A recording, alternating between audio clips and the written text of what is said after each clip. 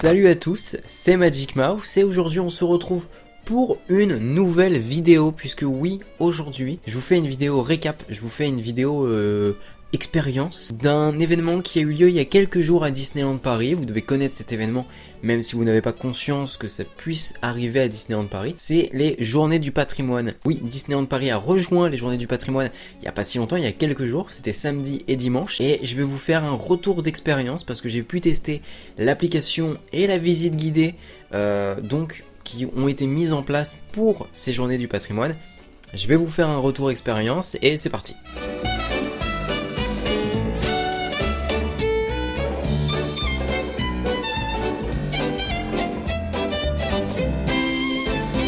Alors avant tout, oui, je suis malade, d'accord? Ne soyez pas étonnés, je suis malade, je parle un petit peu du nez, c'est 100% normal, d'accord? C'est la transition été-automne, un peu difficile. Alors avant de commencer déjà, qu'est-ce que les Journées du Patrimoine? C'est quoi les Journées du Patrimoine? Eh ben, les Journées du Patrimoine, c'est tout simplement un week-end par an dans lesquels, en fait, simplement le patrimoine ouvre ses portes gratuitement au public. Par exemple, l'Élysée. L'Élysée, vous pouvez visiter l'Élysée pendant ces 2 journées des Journées du Patrimoine. Et c'est aussi le cas pour Disneyland Paris. Faut le savoir, après aussi, les Journées du Patrimoine, c'est partout en France, donc ça peut être dans n'importe quelle ville. Toutes les villes de France ont nécessairement un patrimoine, et vous avez forcément quelque chose à visiter pendant ces 2 jours. Donc, je ne peux que vous encourager à visiter des trucs pendant les Journées du Patrimoine, c'est gratuit, c'est cool. Et donc Disneyland Paris a donc décidé de rejoindre cet événement que sont les Journées du Patrimoine, et déjà c'est déjà une très très bonne chose. Et ensuite ils ont lancé une application qui permet en fait simplement de faire une visite du parc en ayant des petites anecdotes, des petits secrets, des petits jeux pour en découvrir un petit peu plus sur le parc. Et ensuite il y a une visite guidée où là on a un guide qui nous raconte différentes anecdotes, etc. C'est à peu près comme l'application sauf que c'est un peu plus humain, on va dire, en quelque sorte. Et surtout il y a des trucs dans la visite guidée que vous n'avez pas dans l'application, il y a des trucs dans l'application que vous n'avez pas pendant la visite guidée. Le but est de faire les deux. Comme ça, du coup, vous avez une journée complète de Journée du Patrimoine, ce qui a été mon cas. Donc on va commencer par l'application. L'application, pour faire très simple, pour faire très basique, c'est super cool, c'est très intuitif. Sans vous cacher, pour moi, ça devrait être présent sur le parc toute l'année parce que ça met en avant, par exemple, énormément la storyline de Discoveryland et qui est une storyline beaucoup trop méconnu en fait, comme toutes les storylines du parc en fait, pour faire très bref, c'est méconnu. Ça les met en avant et honnêtement c'est une très bonne chose, ça devrait être vachement plus mis en avant. Pour faire très bref, en fait c'est simple, l'application fonctionne comme ça. Donc c'est une application qui, vous avez des points. Voilà, vous allez sur ce point, vous devez prendre une photo du point auquel vous êtes censé être. Je vais prendre un exemple, City Hall. Donc City Hall, hop, vous prenez la photo de City Hall. Et ensuite, c'est simple, vous allez avoir des secrets, des anecdotes en rapport avec City Hall. Et là, c'était principalement centré sur le fait que Walt Disney avait des origines françaises, des origines normandes, et donc d'Isigny-sur-Mer. On revient là-dessus, il y a quelques secrets, tac, je vais pas tout vous spoiler, le but c'est de vous donner envie de venir faire les Journées du Patrimoine l'année prochaine à Disneyland Paris. Donc c'était très sympa, très cool, et en plus de ça, après vous avez des petits jeux, et ça c'est trop bien, parce que c'est des jeux qui vous poussent à regarder autour de vous, à chercher dans les décors, à faire tourner un petit peu vos méninges, vos yeux, à regarder vraiment le détail de ce qu'il y a autour de vous. Je noterai particulièrement le petit jeu qui m'a poussé à rentrer dans les mystères du Nautilus, alors que j'avais pas envie de rentrer dans les mystères du Nautilus aujourd'hui, voilà. En plus il y avait un peu de monde. Je suis rentré dans les mystères du Nautilus et j'avais quelques minutes pour trouver une liste d'objets, enfin en tout cas les objets qui m'étaient listés, il fallait que je les trouve et que je les scanne sur l'application, blablabla, etc. C'était pas simple, c'était pas facile, mais c'était très sympa. Donc ça forcément je peux qu'encourager Disneyland Paris à continuer à faire des trucs comme ça parce que c'est franchement très cool. Maintenant on va passer à la visite guidée, qui était le truc un peu plus rare. Là par contre quand même il faut le noter, c'était un peu plus rare, c'était un peu plus compliqué d'avoir accès à cette visite parce qu'il y avait que 360 places sur les 2 jours et pour faire tout simplement des groupes de 20 personnes. Voilà, c'est tout à fait normal parce que en soi si on était plus de 20 personnes ça aurait peut-être été un petit peu trop, ça aurait peut-être peut-être un petit peu relou. Et je me dis que ouais, c'est pas plus mal. 20 personnes, c'est déjà très bien. Donc cette visite guidée, c'est simple, hein, vous retrouvez un guide au niveau du Disneyland Hotel. Simple, on a vu le Disneyland Hotel, on est passé par Main Street, par Discoveryland, par Fantasyland. Il y en a qui se posaient la question de pourquoi on n'était pas passé par Frontierland, Adventureland.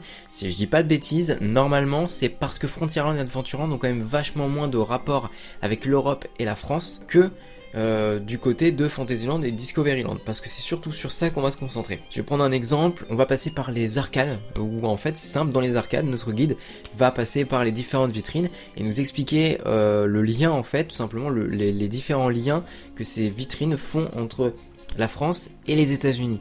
Parce que je rappelle hein, quand même, hein, juste comme ça, Disneyland Paris c'est vraiment un témoignage de l'amitié franco-américaine. Vraiment, beaucoup.